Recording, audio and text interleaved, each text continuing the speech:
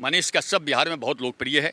आप यह कह सकते हैं कि बिहार में तूफान की पहले की शांति है। मनीष कश्यप को जमानत मिलते ही देखिएगा लाखों लोगों की हुजूम उतरेगी मनीष कश्यप के समर्थन में। और मनीष कश्यप तो चुनाव लड़ा था, हार गया था, लेकिन इस केस के बाद मनीष कश्यप जो ही छूटेगा और अगला चुनाव लड़ेगा तो वो जीतेगा। बिहार की जनता उसे जिताएगी, विधानसभा में भेजेगी और विधानसभा में ही यह फर्जी सेकुलर जो सरकार है उसका पोल पट्टी मनीष कश्यप खोलेगा। इतने गुस्सा बिहार के युवाओं में है, मनीष कश्यप से इतना प्यार है जो आने वाले समय में आप देखिएगा। सतीश झा जी, जिस तरीके से मनीष कश्यप को लेकर लगातार अपडेट सामने आ रही हैं, अभी दैनिक भास्कर से लेकर तमाम चैनलों ने भी ये फर्जी खबर चलाई कि मनीष कश्यप को लेकर तमिलनाडु के राज्यपाल ने कह दिया है, एनएसए को मंजूरी दे दी है कि उन्हें 11 महीने जेल में रहना पड़ेगा। सुप्रीम कोर्ट की तरफ से दोनों राज्यों को लेटर दिया गया, नोटिस दिया गया। बिहार सरकार आखिरकार बिहार के पत्रकार को लेकर अभी तक चुप्पी साधे क्यों बैठी है, जब बिहार की जनता में इतना ज़्यादा गुस्सा है मनीष कश्यप के ऊपर हो रही प्रताड़नाओं को लेकर? अब आप देख लीजिए, एक मनीष कश्यप जैसे आम यूट्यूबर के विरुद्ध कपिल सिब्बल जैसा सुप्रीम कोर्ट का वकील सुप्रीम कोर्ट में खड़ा होता है। आप कल्पना कर सकते हैं। मैं एक चीज़ और देख रहा हूं, मनीष कश्यप के बहाने यह सेकुलर पार्टियों ने एक रास्ता खोल दिया है कि किसी भी पत्रकार को पकड़कर जेल में बंद कर दो और कोई बोलेगा नहीं। यदि बीजेपी के विरुद्ध या वर्तमान केंद्र सरकार के विरुद्ध सैकड़ों ऐसे पत्रकार हैं जो दिन रात चिल्लाते रहते हैं, फर्जी खबरें चलाते रहते हैं, मैं तो केंद्र सरकार से अनुरोध करूंगा कि बहुत से तब यदि ये लोग विरोध में बोलते हैं फिर इनके मुंह पे तब एक पत्रकार को यहाँ बंद कर दिया गया, मनीष कश्यप जैसे को, और वो भी मदुरई, तमिलनाडु के मदुरई शहर के जेल में। मैं गया था मदुरई, अभी मदुरई से ही आया हूँ मैं 10 दिन पहले। तो मदुरई जेल में बंद किया गया है और उसे बेचारे को कोई पूछने वाला नहीं है, जबकि मामला बिहार का है और जानबूझकर बिहार से इसे तमिलनाडु भेजा गया है कि बिहार में आंदोलन न हो, बिहार से मामला टल जाए और तमिलनाडु में इसको मामले को फंसाया जाए। और वहाँ कपिल सिब्बल जैसे वरिष्ठ वकील को खड़ा किया गया है सुप्रीम कोर्ट में। तो यह एक षड्यंत्र है कि किसी तरह से चुनाव तक 2024 तक मनीष कश्यप को जेल में से नहीं निकलने दिया जाए और किसी न किसी बहाने एन के एन प्रकार उन्हें फंसाने की रणनीति चल रही है। जो न्यूज़ मनीष कश्यप ने चलाया था, जो समाचार मनीष कश्यप ने चलाया था, वही समाचार भास्कर अखबार ने लिखा था, वही समाचार दैनिक हिंदुस्तान ने लिखा था।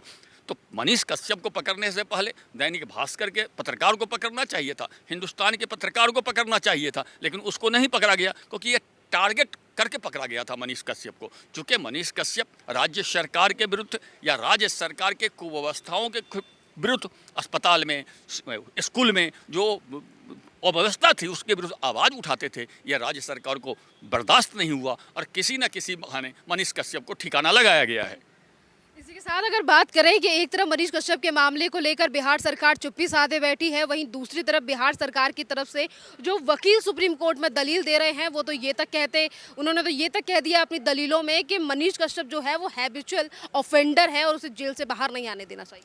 यदि वह आदतन अपराधी है तो इससे पहले बिहार सरकार ने क्या कार्रवाई करी थी? क्या बिहार सरकार ने उसे कभी पकड़ के जेल में बंद किया था? बिहार सरकार ने कोई मुकदमा चलाया था जिसमें ये नहीं हाजिर हो पाया था? पूरे बिहार में मनीष कश्यप हर जिला में घूमता रहता था, तब तो नहीं पकड़ा बिहार सरकार ने। तो बिहार सरकार अब दूसरी फर्जी मुकदमा डाल करके इसको आदतन अपराधी सिद्ध करना चाहती है, जिससे कि मैंने पहले ही बताया लोकसभा और विधानसभा चुनाव तक ये बाहर नहीं आ सके, क्योंकि मनीष कश्यप का बाहर आना बिहार की वर्तमान सरकार के मुंह पे तमाचा है और बिहार के वर्तमान सरकार को हिलाने की क्षमता रखता है मनीष कश्यप। इसलिए किसी न किसी बहाने मनीष कश्यप को अंदर बंद करके रखना ये लोग चाहते हैं।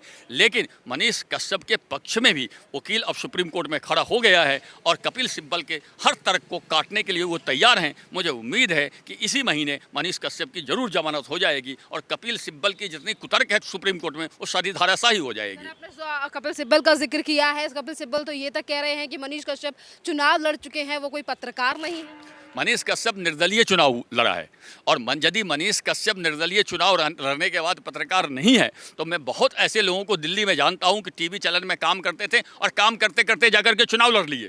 बहुत से अखबार में काम करते थे, जाकर के चुनाव लड़ लिए। और कपिल सिब्बल जी तो खुद कांग्रेस के नेता हैं, कांग्रेस के नेता हैं, अभी समाजवादी पार्टी के सहयोग से राज्यसभा में गए हैं। सुप्रीम कोर्ट का एक जज इस्तीफा दे करके कांग्रेस से लोकसभा का चुनाव लड़ा था। चुनाव हार गया।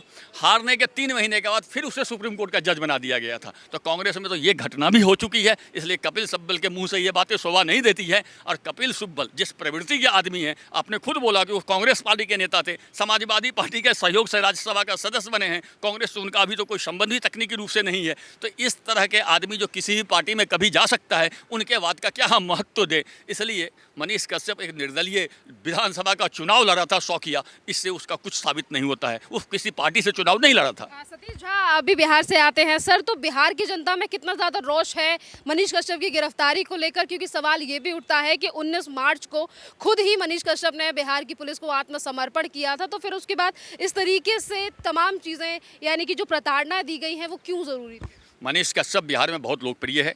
आप यह कह सकते हैं कि बिहार में तूफान की पहले की शांति है। मनीष कश्यप को जमानत मिलते ही देखिएगा लाखों लोगों की हुजूम उतरेगी मनीष कश्यप के समर्थन में। और मनीष कश्यप तो चुनाव लड़ा था, हार गया था, लेकिन इस केस के बाद मनीष कश्यप जो ही छूटेगा और अगला चुनाव लड़ेगा तो वो जीतेगा। बिहार की जनता उसे जिताएगी, विधानसभा में भेजेगी, और विधानसभा में ही यह फर्जी सेकुलर जो सरकार है उसका पोल पट्टी मनीष कश्यप खोलेगा। इतने गुस्सा बिहार के युवाओं में है, मनीष कश्यप से इतना प्यार है, जो आने वाले समय में आप देखिएगा।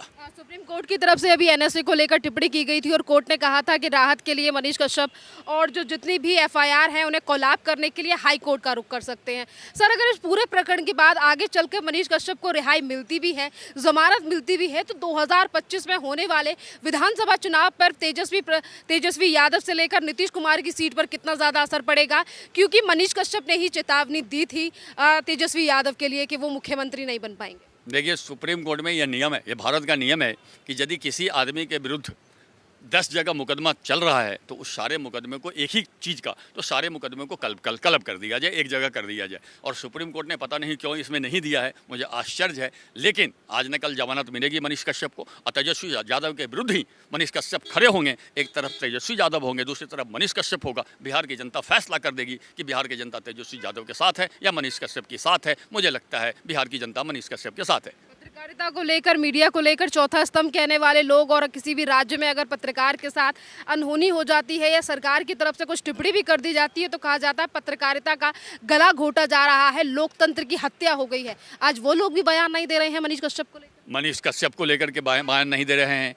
TV9 भारतवर्ष के जो पत्रकार थी भावना, जिसे पंजाब पुलिस ने पकड़ लिया था, उसको लेकर के बयान नहीं दे रहे हैं। अर्थात इससे साबित होता है कि मीडिया के प्रति इन लोगों की कोई मोह माया कोई नहीं है। ये लोग फर्जी रूप से जो इनका गलत रूप से साथ देता है उसके प्रशंसा में लगे रहते हैं, उसको मीडिया बोलते हैं। जो इनके कमी को उजागर करे वो गोदी मीडिया हो जाता है, फर्जी मीडिया हो जाता है। तो इन लोगों को मीडिया के बारे में भी कोई प्रेम नहीं है, ये अपने सुविधा के अनुसार परिभाषा गढ़ते हैं। यह मनीष कश्यप का प्रकरण ने और नवभारत टाइम्स के भावना का प्रकरण ने साबित कर दिया है कि इस फर्जी सेकुलरों को मीडिया से कोई प्यार नहीं है। जो इनके कमी को ढके वही मीडिया है, जो इनके कमी को उजागर करे वो मीडिया इनका विरोधी है। बहुत बहुत धन्यवाद सर।